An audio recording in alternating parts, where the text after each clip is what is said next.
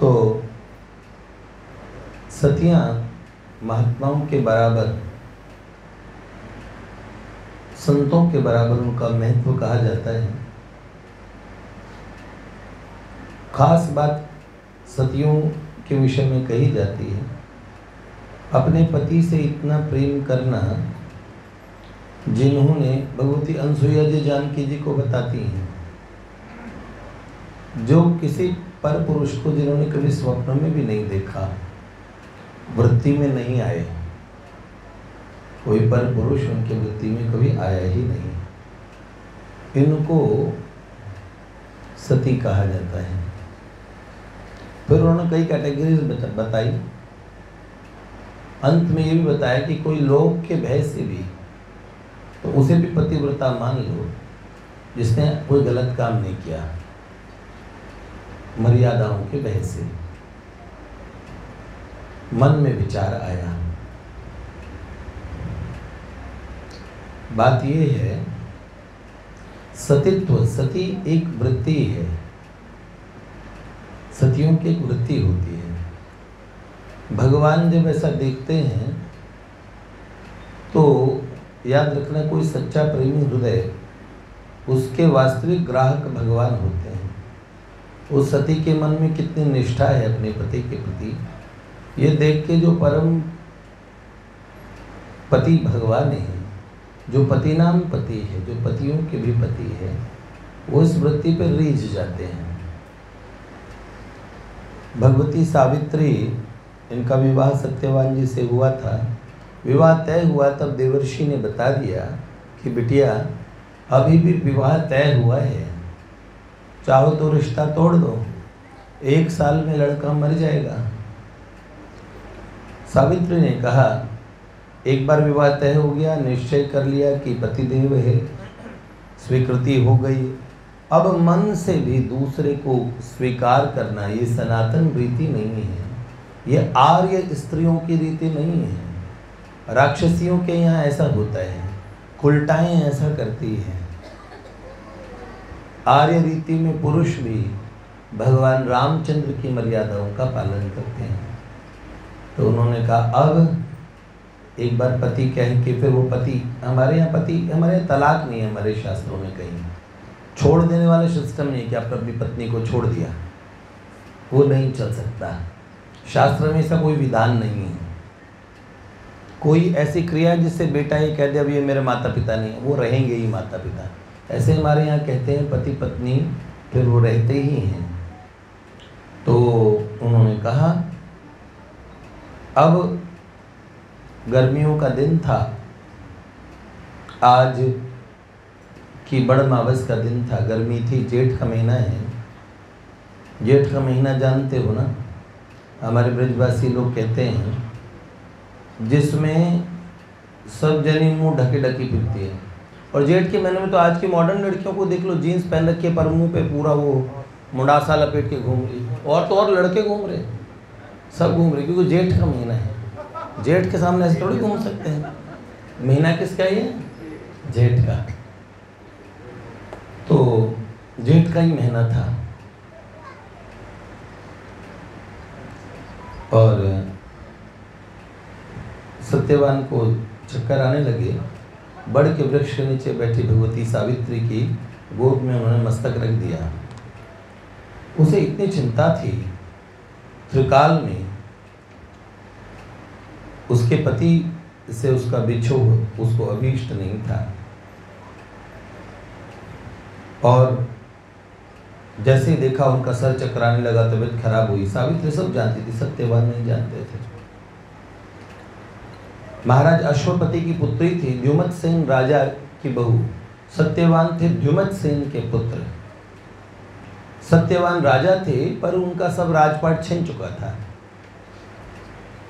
और उधर सावित्री इकलौती बिटिया थी अपने पिता की। तो देखा, सावित्री समझ गई कि वो घड़ी आ गई है मृत्यु की। तो बैठी, संकल्प करके भगवान का स्मरण करने लगे। तो उसी समय प्राण निकल गए। अब सूक्ष्म शरीर स्थूल शरीर से अलग तो हो गया, पर उसे ले जाने के लिए उसके जो अधिदेवता हैं वो आते हैं। तो संयमनी पुरी से यम किंकर यमराज के दूत तो आते हैं, पर सावित्री का महातेज उसको देख के डर के भाग जाते हैं। उन्होंने कहा ये पतिव्रता हमें ऐसा भीषण तेज है, ऐसा दुस्तेज तेज है इनका, तो हम कैसे इनके सामने खड़े होने योग्य नहीं हैं। तो भगवान यमदेव को बताते हैं जाके, तब स्वयं यम आते हैं। महिष उनको अतिशय प्रिय है और यम साक्षात सामने खड़े थे और यम पाश में बांध के सत्यवान को ले जाने लगे। तब सावित्री ने योग मार्ग से दशम द्वार से सूक्ष्म शरीर से गमन कर दिया और अपने सूक्ष्म शरीर से जाने लगी। तो यम देवता ने कहा, मेरे पीछा क्यों करती हो बिटिया, मृत्यु के बाद में मेरे लोक में आने का विधान है, जीवित नहीं, तो तुम क्यों इस तरह से जाना चाहती हो। तो उन्होंने कहा, भगवान जहाँ मेरे पति वहाँ मैं, पिता ने दिया था कि अब इन्हीं का साथ है तुम्हारा, अब इनके साथ ही रहना है। तो उन्होंने कहा, देखो मृत्यु के बाद कौन किसका साथ निभाता है, मुझे कौन से मतलब नहीं है भगवान, मुझे तो कहा इनके साथ रहना, बस मेरे को इतनी बात समझ आती है। उन्होंने बोला, भगवती सीता भी तो पूर्व में गई थी, जब माँ सीता का उदाहरण दिया अपने पति के पीछे पीछे, जहाँ वो वन में गए तो वन में चली गई। सावित्री से यमराज बोलते रहते, सावित्री शास्त्रार्थ बहुत जानती थी, शास्त्रों का उदाहरण देती रही, साथ चलती रही। बिटिया तू लौट जा, अच्छा सुन, मुझसे कोई वरदान मांग ले, अब चली जा। तो बोला, भगवान वरदान देना चाहते हैं तो देखो मेरे ससुर जी, उनका राजपाट सब छिन गया, ये लोग बहुत गरीबी में समय निकाल रहे हैं जंगलों में, तो हमारा राज वापस मिल जाए, ससुर जी के आंखें ठीक हो जाए। हाँ बेटी हो जाएगा, अब जा। फिर पीछे पीछे, बिटिया बोला था तो तू चली जा। तो उन्होंने कहा, भगवान मेरा मन नहीं मान रहा है, अच्छा कोई एक वरदान और वरदान मांग लो। अच्छा भगवान मेरे पिता है ना, उनके एक बेटी मैं ही हूँ, उनके जीवन भर ये दुख रहा है कि कोई राजपाट चलाने वाला नहीं, कुल का कोई कुल दीपक नहीं, उनका वंश आगे कैसे चलेगा। तो उनके कुछ बेटे बेटे हो जाते तो यमराज, बिटिया 100 बेटे, एक बेटे ने 100 बेटे हो जाएंगे तुम्हारे पिताजी का। लो अब इतनी बात हुई, फिर पीछे पीछे तो बोले, बेटी तू जाती क्यों नहीं। अच्छा अच्छा चल कुछ और वरदान, और कोई काम नहीं तो। हाँ तो भगवान मेरे 100 पुत्र हो जाए। तो बोला, अच्छा बिटिया तेरे को हो जाएंगे, जा तुझे दिया। तो फिर पीछे पीछे, बिटिया आप तो सब दे चुका हूँ, फिर अब क्या चाहिए, सत्यवान को तो ले जाना पड़ेगा, मुझे तो विधि का विधान है, मैं मृत्यु का देवता हूँ, अब तुम समझते नहीं हो, मैं सब कुछ दे चुका हूँ। तो बोले, भगवान अब तो मैं बिल्कुल नहीं जा सकती। उन्होंने बोले, क्यों। बोले, अभी आपने वरदान दिया ना मुझे 100 बेटे होंगे। तो उन्होंने बोला, हाँ हाँ दिया। तो बोले, सत्यवान को भेजो, क्योंकि अगर बच्चे किसी और से हो गए तो आपको शाप दे के भस्म कर दूंगी। उन्होंने बोला, कैसे वह वरदान दिया आपने, ऐसा कैसे सोचा मुझे 100 बच्चे किसी और से होंगे। मतलब मैं एक पतिव्रता हूँ, सोच समझ के वरदान देना चाहिए था। यमराज बेचारे फंस गए, उन्होंने कहा बेटे ले जाता हूँ। जानते हो ये थी सावित्री, वो मृत्यु के देवता को भी पराजित कर देती है न शास्त्र में। वो भारत की नारी है। पुंसलियों का, कुलटाओं का युग है कलयुग। पुरुष हैं कुलटे और उनकी युगल जोड़ी भी कुलटा से होती है। किसी की दृष्टि पवित्र नहीं रह गई है। फिर भी हमारे भारत की अभी भी माताएं ये संस्कार बचे, इसलिए सावित्री को याद करती है, मदालसा को याद करती है। जिनको याद करोगे, अब क्या करे, इन तेन कैसी कैसी हीरोइनों को याद करते हो। सुबह देखते ही और पहले तो टीवी तो खोलते नहीं थे, पर मोबाइल तो सुबह ही खुल जाता है ना, और उसमें खुद वो ये विश्व सुंदरियों के दर्शन करते हो, तो इनका प्रभाव तुम पे आएगा। पहले गौतमी को याद करते थे, मदालसा को याद करते थे, भगवती मैत्रेयी को, सुलभा को, शैव्या को, इन सब को याद करा करते थे। गार्गी, चौड़ाला, ये सब ये हमारा आदर्श होती थी भारत की बेटियों का। वो जमाना था जब एक कुल वधू के वस्त्रों पे हाथ डाला तो महाभारत हुआ, भीषण नरसंहार हुआ। एक पवित्र स्त्री के प्रति अपवित्र चेष्टा का परिणाम महाभारत था। वस्त्र खींचने की और चेष्टा में, वस्त्र उतारने की चेष्टा में महाभारत हुआ था। किसी ने अभी लिखा कि अब स्त्रियों को कह दो वस्त्र ठीक से पहन लो तो महाभारत कर देंगी। किसी मुख्यमंत्री ने कह दिया बेटियों ठीक से कपड़े पहनने चाहिए। बताओ इसमें क्या गलत है? एक भद्र समाज में हम भद्र भारतवर्ष के आर्य हम लोग हैं। आर्य मतलब सुसभ्य। आर्य बाहर से आए, इन घोंचुओं को कौन बताए? डीएनए आर्यों का चेक करा लो। इस तरीके से हमें बांटा गया। मैक्स मूलर को के से और वेदों का भाष्य करा दिया गया जानबूझ के। इस तरीके से उनके अर्थ किए गए। इंद्र और दस्युओं का संग्राम जो ऋग्वेद में आता है, वो इन गधों को कैसे बताएं? वो क्या है? वो तो कहते तुम द्रविडियंस को मार मार के भगाया था। ऐसी ऐसी बातें इन लोगों ने अर्थ कर ली। ऋग्वेद की संस्कृत तो इन्हें ठीक से समझ आती नहीं होंगी, हैं? बताओ, हमें हमारे घर में आके लोग बताते हैं कि तुम लोग बाहर से आए, तो हम कैसे वर्तमान पीढ़ी में, लेकिन फिर भी ये परंपराएं बची है। और ये परंपराएं भी बीज रूप में याद दिलाती। कभी आपके भारत की कोई बेटी पूछेगी माँ सावित्री कौन हुई थी, तो उनकी माँ तो कभी तो बताएगी। हमारे यहाँ कहते हैं कि आज के दिन का जो महात्म्य है पति की शतायु के लिए, देखो बड़ देवता की पूजा होती है, तो पूछेगी तो कैसे पता लगे? कथा हमारे यहाँ कंपलसरी होती है। करवा चौथ कथा करो। तभी एक फेमिनिस्ट, सो कॉल्ड फेमिनिस्ट, उसने ऐसा लिखा था कि ऐसे कचरे में फेंक दो इस सनातन संस्कृति को जो महिलाओं से अत्याचार करके करवा चौथ करवाती है। कमाल की बात है। क्यों करवा चौथ करे? क्यों करे? दूसरे की उम्र के लिए वो भूखी क्यों मरे? स्त्री को पहले से दबाया जा रहा है। वाह बेटे वाह, बहुत बढ़िया, कमाल की बात है। जिसका जो कार्य होता है वो उस पर शोभित होता है। अब रक्षाबंधन पे तो बहनें पैसे ले जाती, भाई को बेचारे क्यों नहीं मिलता? हर त्योहार पे माताओं बहनों को दे दो। किसी भी जगह पुरुष के हाथ में कुछ नहीं देते। अब लड़के कभी रोए बैठ के? बहनों के सिंधारे होंगे, तीज के सिंधारे होंगे, ये होगा सब होगा। अरे जिसके लिए जो चीज, अरे परंपराओं का ऐसे कोई प्रश्न पूछा जाता है?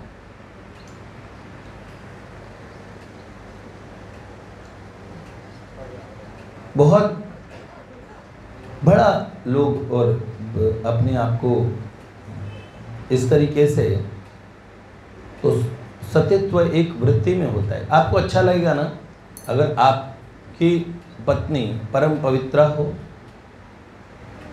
शूपनखा नस्ल की किसी लड़की से ब्याह करोगे जो कहती कि मैं कंवारी हूँ? पति मर गया तो घर में फिर से कंवारी होगी, फिर ये भी मर जाएगा फिर कंवारी।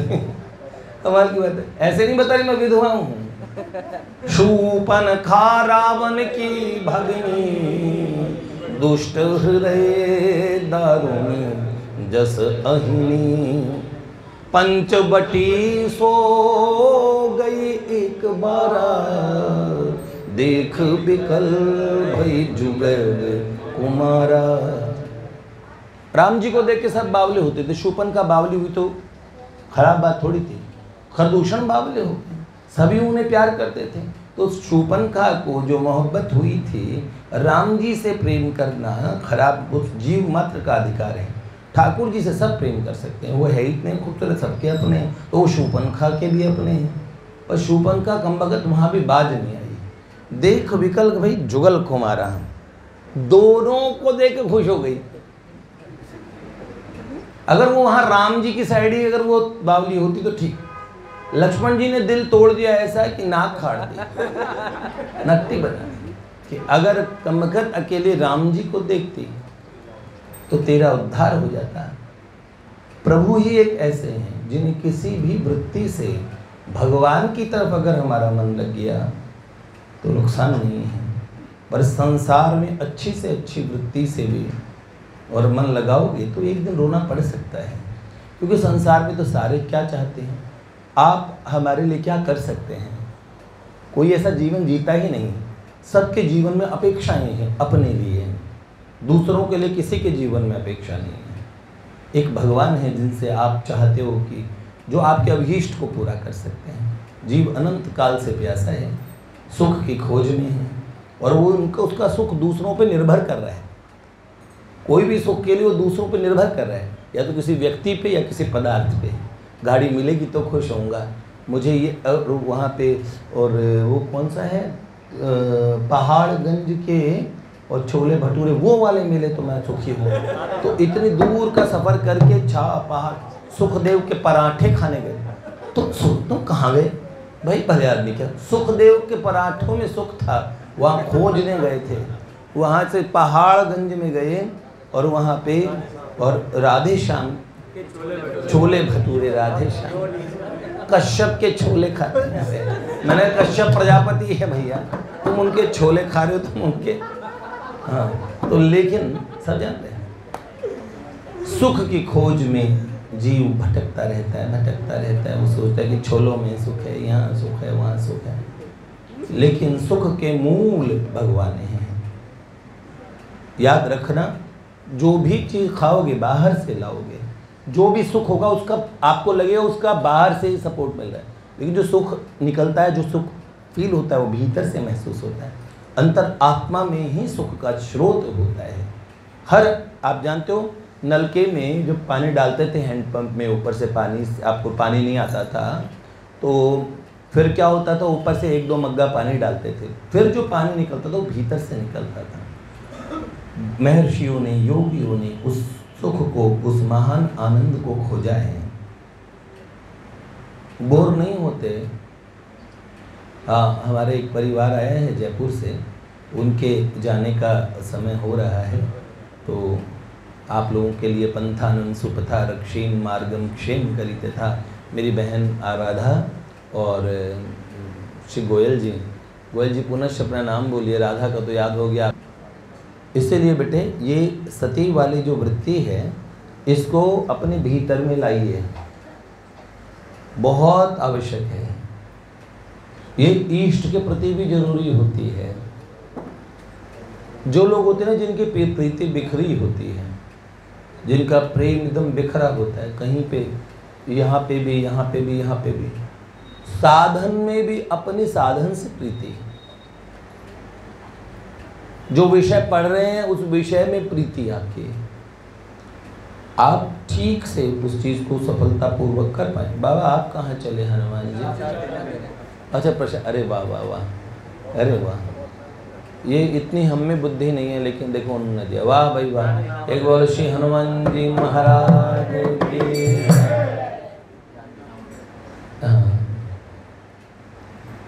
मेरे हनुमान जी को पूछ नहीं है तो इसमें वृत्ति की आवश्यकता होती है बेटे। जो नाम जप कर रहे हो ऐसा करो, गोपाल मंत्र कर लो, सिद्धि मिल जाएगी। अच्छा महामंत्र एक तरफ, फिर कहते हैं अरे तारक मंत्र से कल्याण हो जाएगा तुम्हारा, तो फिर इनका तारक मंत्र पे लग गए। ऐसे मंत्रों को बदलना, ऐसे ही सब चीज़ों को बदलना, उसका मतलब उसकी जो बुद्धि असती है, सती नहीं है।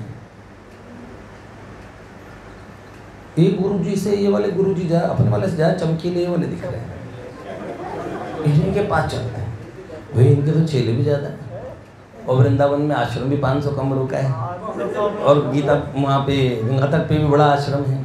अपने जाएंगे वहाँ तो कमरे भी मिल जाएंगे, अपने गुरुजी के पास तो ठहराने की भी कोई व्यवस्था नहीं है।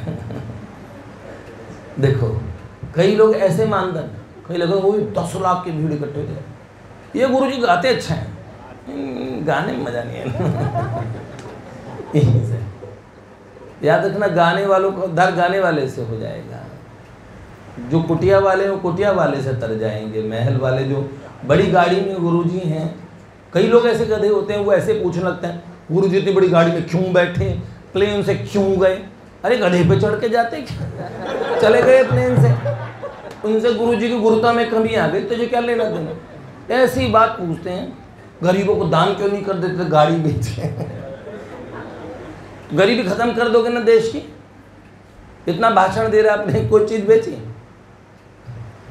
पूछो उससे, तुमने अभी तक क्या क्या बेच के गरीबों की गरीबी मिटाई। एक बार किसी को ओशो ने कहा था कि, ओशो को कहा था किसी ने कि वो कौन सी फोर्ड गाड़ी खरीदी होगी उन्होंने, तो उन्होंने बोला आप इतनी महंगी 75 लाख गाड़ी अपने लिए से बेच के गरीबों, आप गरीबों की गरीबी क्यों नहीं मिटाते। उन्होंने कहा सुन, ये गरीबी मिट जाएगी भारत की, मैं भेज दूंगा। तो उन्होंने बोला कहाँ से आया तू, तो उन्होंने बोला मध्य प्रदेश से। बोले कैसे, बोले फ्लाइट की टिकट करके। बोला वो पैसे गरीबों को दे देता। यहाँ बता रहे हैं, घर है तेरा, भेज दे, गरीबों को दे देता। उन्होंने तो बहुत उसको खड़े खड़े एकदम वही का भाई उसको, वो भी बुद्धि के बहुत धनी थे। तो लोगों के पास ज्ञान बहुत है, बहुत ढलकाते ही रहते हैं। तो ये ऐसा होता है। तो गुरुजी बदल दे बदल, ऐसा नहीं, निष्ठा हर जगह चाहिए। जैसे सनकादिक परमहंसों ने माँ पार्वती से कहा कि बदल दो, भोलेनाथ क्या है, जंगल में रहते हैं, शमशानों में रहते हैं। वो श्री हरिपुर बैकुंठ निवासी, उनको देखा प्यारे से श्याम सुंदर मधुसूदन भगवान श्री हरि बैकुंठनाथ भगवान से ब्याह करो, जोड़ी तुम्हारी उनसे जचेगी। तब क्या माँ पार्वती ने कहा कि तजहि न नारद कर उपदेशो, आप कहे सतबार महेशु, कोटि जन्म लगी रगर हमारी, बरहूं तो शंभु न तो रहूं कंवारी। करोड़ों जन्मों मेरी रगड़ लग जाए, लेकिन बार बार जन्मूंगी मरूंगी, लेकिन ब्याह करना है तो महादेव से करना है। उन्होंने कहा हाँ, विष्णु सकल गुण धाम, महादेव अवगुण सदन। विष्णु सकल, हाँ, महादेव अवगुण अवगुण भवन, विष्णु सकल गुण धाम। और जेही कर मन रम जाए सन, ते ही सन काम। जिसका, तो उन्होंने बोला हमें हमारे महादेव ही अच्छे, ठाकुर जी सब चीज़ से युक्त है, पर हमें तो महादेव ठीक है। माँ पार्वती की ऐसी सतीत्व वाली वृत्ति हो।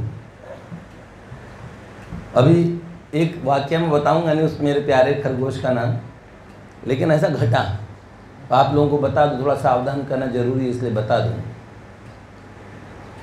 बच्चा कहीं गया नहीं, है टू बी रिकॉर्डेड, ये इसे आउट ऑफ रिकॉर्ड कर रहे संसद की कार्यवाही को। ये सोच रहे हैं इससे अरे बच्चे का हम पता ही नहीं लग रहे हैं कौन बच्चा है, बस भीतरी सूत्रों से पता लग सकता है उस बच्चे का। हमारा बहुत घनिष्ठ बड़ा ही प्यारा बच्चा। तो वो कहीं ब्याह में गया, अपने किसी का ब्याह कराने।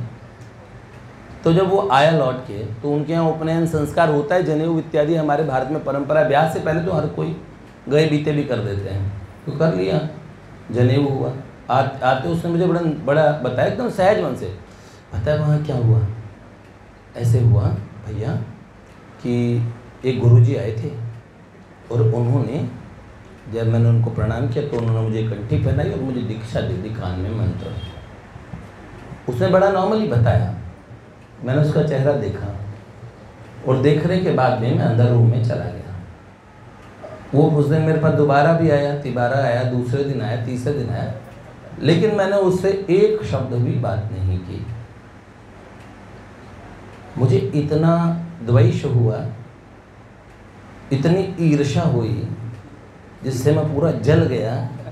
बात ये नहीं थी, अब सुन लो बात क्या थी। दीक्षा तो बहुत बड़ी चीज होती है।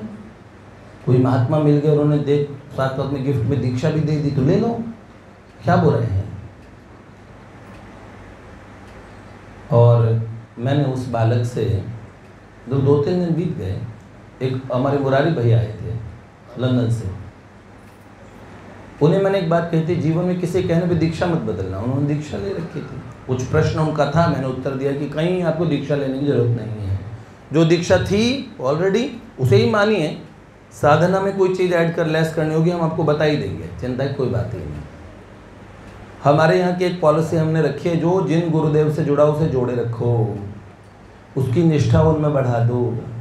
और आपको लगता है कि जिस लक्ष्य को आप उसे बताने में उसकी सहायता कर सकते हैं, क्योंकि वो भगवान को प्रिय प्रियतम को पाना चाहता है, तो उसकी पुरानी श्रद्धा उसे तोड़ो मत, उसमें ऐड करो, उसे बताओ, उसको वो विधि बताओ, पद्धति बताओ, आपके गुरुदेव आप पे खुश होंगे।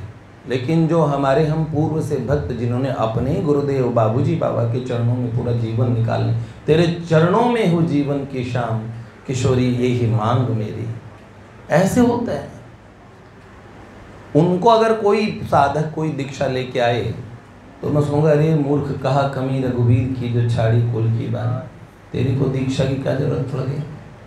तो मैंने उनको कह ही रहा था, उसी समय मैंने एक उदाहरण बताया। गोवर्धन के शायद रणवारी वाले कृष्णदास बाबा जी कहाँ के थे, रणवारी वाले थे ना। तो पूज्य बाबा और जा रहे थे, उनके मन में आया चार धाम की, उनके नित्य लीला में ठाकुर जी का नित्य दर्शन होता था, सखियों का सखाओं का, इतनी सिद्ध अवस्था, सिद्ध बाबा। वो सिद्ध बाबा अचानक चार धाम चले गए। चार धाम गए तो द्वारिका चले गए। द्वारिका में क्या हुआ, उनके छाप लगाई। छाप होती है तप्त मुद्रा होती है बेटे, ये श्री संप्रदाय में होती है। तो तप्त मुद्रा लगवा के आ गए। जब वृंदावन, जब गोवर्धन वापस अपने स्थान पे आए, तो स्थान पे आए तो उसी समय लीला चिंतन करने बैठे तो श्री जी प्रकट हुई। उन्होंने कहा, हाथ जोड़ लिया सब सखियों से श्री जी ने, उन्होंने शौक में लगवाई। कोई ऐसा संप्रदाय बदलने का मन नहीं था। तो श्री जी ने कहा, बाबा अब आप हमारी उपासना के योग्य नहीं रह गए हो। आप तो द्वारिकेश द्वारकाधीश जी की सत्यभामा जी जो उनके पट्ट महिषी है, उनके परिकरों में से एक हो गए हो। तो अब हमारी इस रसोपासना में आपका भागीदारी आपकी नहीं है। तो श्री जी ने उन्हें अपने से सम्मिलित करना ही बंद कर दिया। कारण जानते हो, ये संकेत नहीं होते। दीक्षा एक महात्मा का बीज संबंध होता है जो अपने संकल्प से आपके हृदय में डालते हैं। तो दीक्षा कितना सोच के करते हैं। मैंने फिर बाद में मैंने कहा, देखो उन महात्मा को 2-2.5 महीने में इतना विरह हुआ, उनका शरीर अपने आप जलने लगा धू धू करके। हाथ स्वामिनी हाथ। उसी समय जो पास में कौन से महाराज संत थे, उन्होंने उनके सर पे फिर कर्पूर रखा, तो कर्पूर के बाकी शरीर भी, हाँ जगदीश दास बाबा जी ना, तो उन्होंने मस्तक पे रखा कपूर की। इनका इतना मस्तक बच गया, बाकी सारा शरीर स्वयं विरह अग्नि से शरीर में इतनी योग अग्नि उठी। ऐसी निष्ठा थी। तब भी ये सब चीज़ें, पता है सत्संग का अभाव होने से। मैंने फिर उसने कल मुझसे पूछा, तो मैंने कहा, बेटे तुम जानते हो तुम हमारी वाली टीम के सदस्य नहीं रहे। ऐसे कहा, हमारे वाले तो नहीं रहे।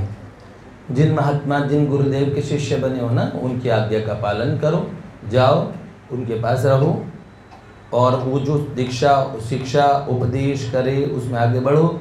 अपने संप्रदाय के चिन्ह लगाओ। कल से सुंदर आपकी परंपरा तो भी नहीं पता उसे कुछ, मैंने बताया तुम्हारी ये परंपरा है, तुम्हारा ये तिलक है, तिलक लगाओ, ठीक है, और ये मंत्र करो अब बैठ के आसन पे। हमारे वालों की अब कोई आवश्यकता नहीं है। फिर उसको ये बात से इतना दुख हुआ कि अब तुम हमारे वाले उसमें नहीं रहे। वो बेचारा बैठ गया, रोने लगा। 1-1.5 घंटे तक तो मैंने उसे अलग अलग भांति भांति के प्रबोध ही दिए। मैं नहीं माना। मैंने कहा, देखो देखो अब तुमने तो दीक्षा ले ही ली है। 1.5-2 घंटे बाद में फिर मैंने उसे चुप कराया। मैंने उसे कहा, सुनो एक बात बताऊं, ये खेल नहीं होता। तुमने इसे इतनी सरलता से बताया, उन्होंने दीक्षा दे दी मुझे। तुम्हें कोई फर्क, कितनी बड़ी घटना तुम्हारे साथ हुई है। इस बात को रियलाइज कराने के लिए कि बेटे ये खेल नहीं होता। एक तो जिन दीक्षा जिन संत ने दिए, उन्होंने भी अपना सत्व अपनी शक्ति, अपनी साधना वो दी होती है। ये कोई खेल नहीं होता है, आओ दीक्षा खेलें, क्या है ये? वहीं दीक्षा लिया, इधर दीक्षा लिया, उसको भी सीरियसली न लेना। तो फिर मैंने कहा ये बात गलत रही, लेकिन तुम्हारी दीक्षा तुम्हारी मर्जी के बिना हुई है। तुमने प्रणाम किया, उन्होंने दीक्षा दे दी, तो इसलिए ये दीक्षा तुम्हारी जानकारी के बिना की है। पर तुम वृंदावन या ब्रजोपासना के रसिक हो, तुम्हारी ये ब्रज उपासना, ठाकुर जी की उपासना नहीं है उन महात्मा की, उनकी उपासना ही दूसरी है। अब तुम्हारा मन भी उस उपासना में जाने का नहीं है, वो मंत्र भी दे चुके। अब तुम एक काम करो, वो मंत्र जो उन्होंने दिया बैठ के तुम उसकी 2 माला कर लिया करो रोज। अपने प्रणाम में उन गुरुदेव को प्रणाम करो, जीवन भर उनके लिए कृतज्ञ रहो। गुरु पूर्णिमा इत्यादि उत्सव आते रहे, उनके लिए जब जीवन में कमाओ तो अपनी कमाई से उनके पास जरूर कुछ भेजते रहना दक्षिणा के रूप में। जीवन भर उनका वंदन करना, उनका आदर करना, एक बात। पर जो तुम्हारी उपासना थी पहले ही थी, तो तुम अचानक ही तुम्हें, और थोड़ा घर वालों की खुराफाती होती है कि जहाँ से घर वाले लोगों ने दीक्षा ले ली वहीं से दीक्षा करवा दो। राघव जी हनुमान जी पे कौन से अत्याचार नहीं सहे, इस युग की मीराबाई की तरह इन लोगों ने, दोनों ने। और पर इनको बहुत कहा दीक्षा लेने के लिए, वो भीषण तांडव हुए, लेकिन इन्होंने नहीं ली। इनको कहा गया तुम बिना सर्टिफिकेट वाले हो, क्योंकि इनके यहाँ सर्टिफिकेट वाले लोग बैठे हैं। तो अब ये तो खुद सर्टिफिकेट देने वाले हो गए। तो ये बात होती, ऐसा नहीं होता। मैंने फिर बच्चों बोला चिंता कोई बात नहीं है, तुमने मुझे बताया, लेकिन तुम्हें ये बात पता होनी चाहिए गंभीर घटना थी, इसलिए मेरी नाराजगी से मैं तुम्हें सिद्ध करना चाहता था कि ये ठीक बात नहीं थी कि तुम इसे सीधे से समझ के लोगों की छोटी सी घटना हुई है। ये बहुत बड़ी घटना होती है, कोई भी दीक्षा एक साधारण प्रोसेस नहीं होता। फिर अपने गुरुजनों के पास में हम लोग हैं वर्षों से, अभी तक हम लोगों को ये नहीं पता कि दीक्षा क्या चीज़ होती है। आपकी दीक्षा हुई? हाँ, नहीं हमारे यहाँ दीक्षा नहीं होती। अबे क्या दीक्षा नहीं होती? तुम्हारे यहाँ तो दीक्षा कब की हो चुकी है। क्या कर रहे थे इतने दिन यहाँ? क्या कर रहे थे? भांगड़ा करने आते हो?